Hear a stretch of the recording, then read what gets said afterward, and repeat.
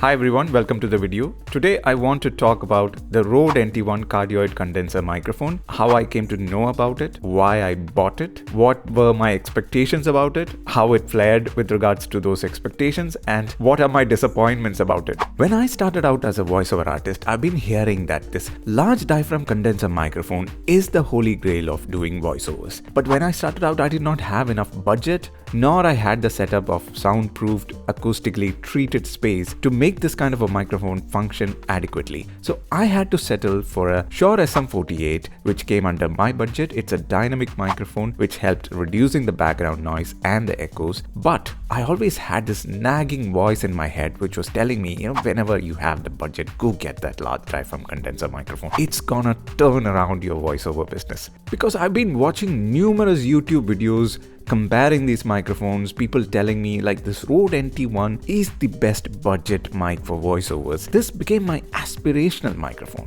I've been doing it on the SM48 and I thought maybe it's not as good as I can sound. There is something lacking in it. This preamp noise that is coming because it is a dynamic microphone which needs a lot of gain. Maybe that is affecting my overall sound. So whenever I earned a little bit of money and I saved up, I always wanted to go for this.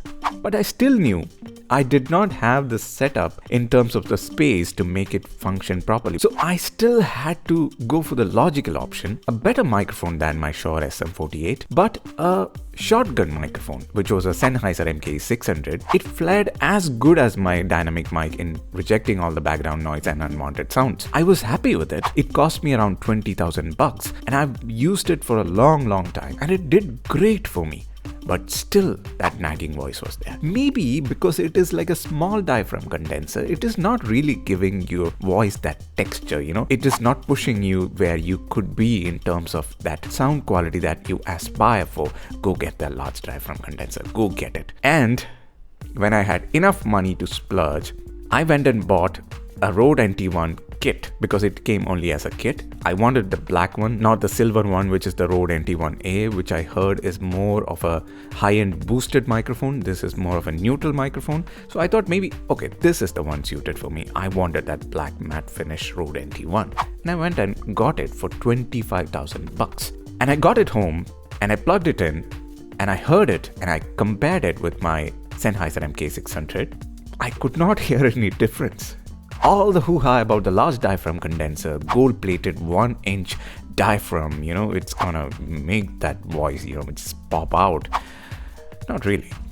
The MKE-600 flared as good as the Rode Nt1, even better in rejecting the background noise. Now let's try a voiceover comparison between these three mics. I'll be around 4 inches away from all the microphones. I will level match them so that it will be a decent comparison at least. This is the MKE-600 kept it around 4 inches away and I'm getting a similar level as the Rode Nt1. I've increased the gain a little bit to match the level. This is the Shure SM48 kept it around 4 inches away from my mouth. I'm trying to match the level. I've increased the gain fully.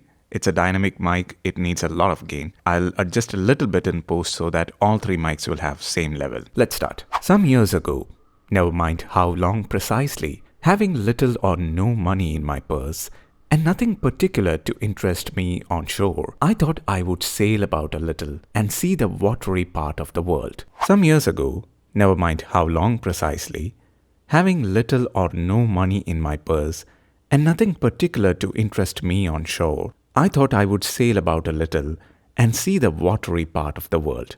Some years ago, never mind how long precisely, having little or no money in my purse and nothing particular to interest me on shore, I thought I would sail about a little and see the watery part of the world. Now let's talk about the pros and cons of this microphone with respect to my other two mics. So it is very personal, it is in my experience. This mic may have other pros and cons which you can find elsewhere on YouTube. My personal experience is that when I need, in a particular voiceover scenario, to get really close to the microphone, I can get really close to the microphone and it still maintains a certain amount of clarity in my voice. Whereas the other two, I've noticed that particularly the MKE-600 gets increasingly muddy and I cannot really get that proximity effect to work in my favor. I dread to do it on my MKE-600. Whereas this one, I can really go like this. When you're doing a mellow kind of a narration, this really helps. And it has a very low self noise, whereas the SM48 has that preamp noise which would be lingering in the background. And I don't really like the tone of the SM48, to be honest. I have to EQ it a lot. But this one, it has a more neutral sounding, more professional sounding tone to it. This is the scenario, this is most of the time when I use my Nt1 instead of my MKE-600. Otherwise, if I need to do a sales pitch kind of a narration, really punchy kind of a voiceover, then I do go for the Sennheiser MKE-600. Now the cons, in my opinion, what I have faced with this microphone is that I cannot use it anywhere else outside this particular setup that I have. In whatever scenario, if I'm traveling, I cannot travel with this one. It's really heavy. And if I take it to a normal echoey room, this will flare the worst among all those other two mics I have. I would rather prefer a SM48 over this one if I'm in a echoey room. Another major con I've faced with this microphone, it's really sensitive to moisture. I have a plastic bag, I wrap it in the plastic bag, I keep it in the cover in it which it is supposed to be kept, and I keep it in the box and I store it away. I come back and I take it, it does not produce any sound anymore. There will be a moisture accumulation on the diaphragm and it is really difficult to get rid of that. I'll have to put it under the sun, I'll have to wait for a long time before it, kind of dries out.